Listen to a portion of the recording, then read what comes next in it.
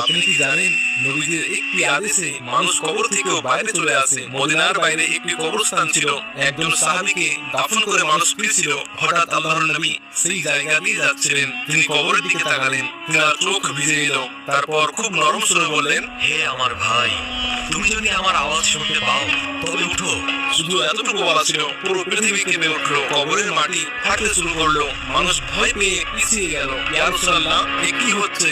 হঠাৎ কবর খুলে গেল এবং সে কবর থেকে ওই সাহাবী উঠে বাইরে এলেন। তিনি কাঁপা কণ্ঠে বললেন, হে আমার পথপ্রদর্শক, আপনি আমাকে ডেকেছেন। আপনার ডাকে এমন শক্তি আছে যে মৃত্যুর ঘুমও ভেঙে যায়। আল্লাহর নবী এগিয়ে গেলেন, তার কাঁধে হাত রাখলেন এবং বললেন, আল্লাহ তার বান্দাদের মধ্যে যাকে চান আমার কণ্ঠ দিয়ে জাগিয়ে দেন। তারপর সেই সাহাবী ধীরে ধীরে আবার নিজের কবরে ফিরে গেলেন।